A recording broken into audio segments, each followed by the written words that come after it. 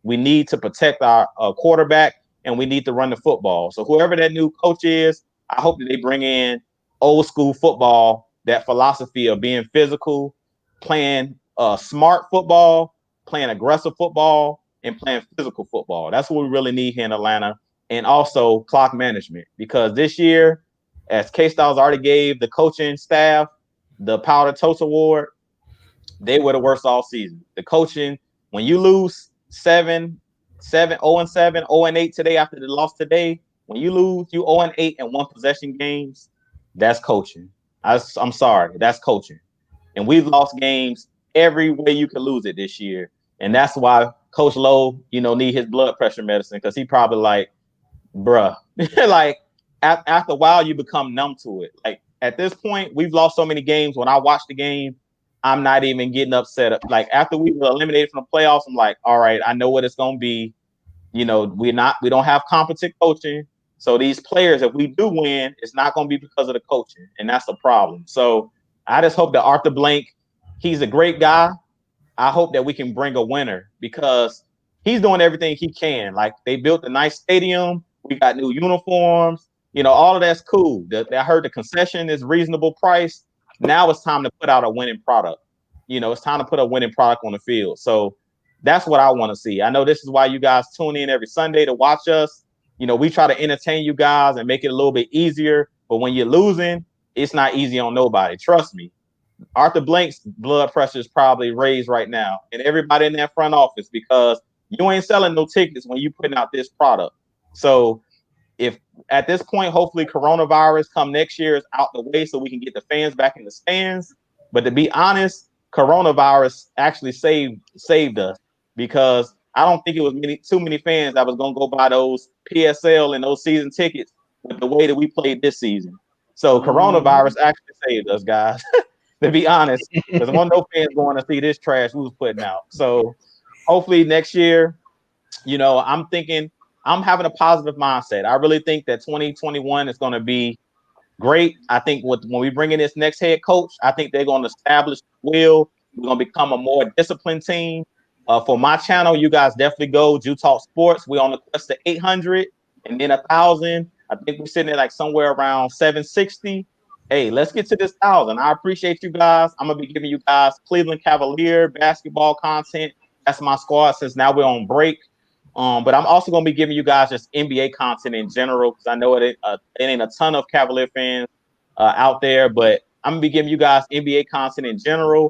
Also on my channel, like this week, I'm going to try to give you guys some postseason content. So it might not be the Falcons, but I'm a football fan first. So I'm going to try to break down some of these playoff matchups. I don't know what the panel think about us doing something like that, but I want to break down some of this content of the playoff, these playoff matchups. Once today is over with, and once we see who's matching up next weekend for the wild card round, I'm gonna break this thing down on my channel. Who I think might win these games coming up this next week, and all the way through to the Super Bowl, just to give us something to talk about until we figure out who our GM and who our next head coach is gonna be. Because I don't know how fast they're gonna make that hiring. I heard it's a lot of people, like Mike was saying, that's being interviewed at this point.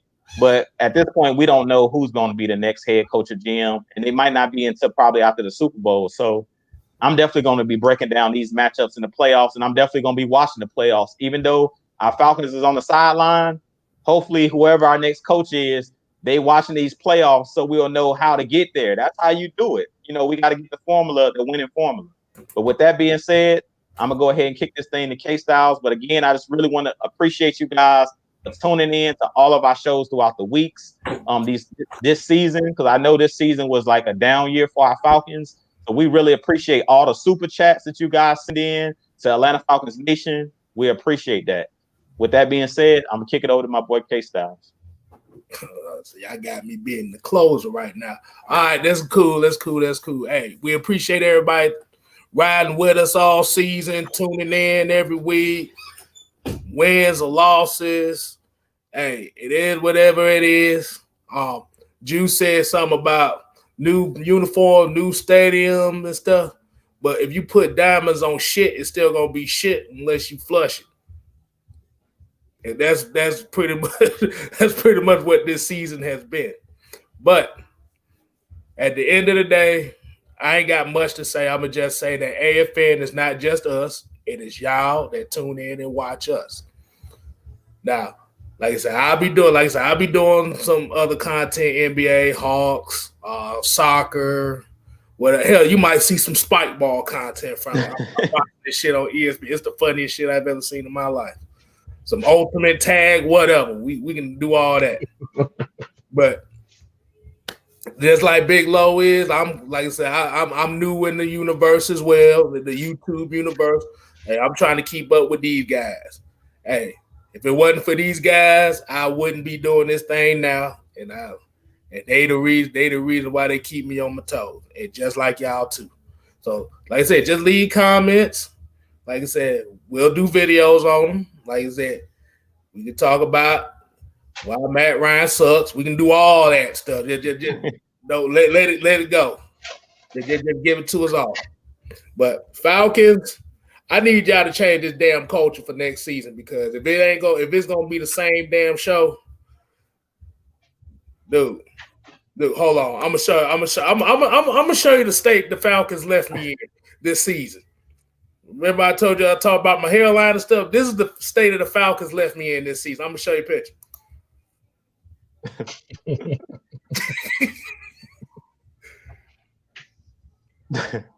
Now, if there's an after show tonight, y'all stay tuned to that, because if I'm on there, I will play the damn infomercial I got that picture from. That man got a George Jefferson hairline, boy. You see the shit?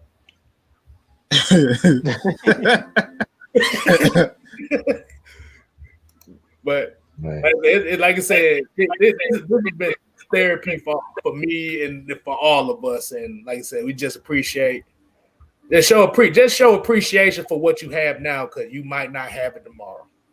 I just put it better like that. And that's it for mine. I had to slam. I didn't slam dunk it, but I threw a little layup in there. We scored. Hey, you didn't call a damn draw, so you good. Oh my goodness! If I called a draw, boy, that thing would have been. Oh boy, that shit would have been horrible. Man, this is almost sad, man. Falcon football is over. Boy. Well, we all look like we just lost a family member or something. We need to sing to no. We need to sing Black Monday tomorrow, so it might be tomorrow. So I'm just waiting for tomorrow. I just need to see Dirk Cutter gone. That's all I need. I can take anybody besides him. Anybody besides him. Okay. Well, like I said, ladies and gentlemen, that's gonna be the end of the post-game show. Like I said, y'all make sure y'all share this thing. Make sure you follow everybody's handles. That's the Jew Talk Sports, Mad Mike Sports, Bit Low Country Sports. Yeah, like I said, he country here, so that's the key Kuntry. If you type in the actual country, you might find somebody making a recipe or something. So five times. And me, like I said, like I said, we appreciate everybody. And we out. Rise up. 8 times down. Motherfuckers.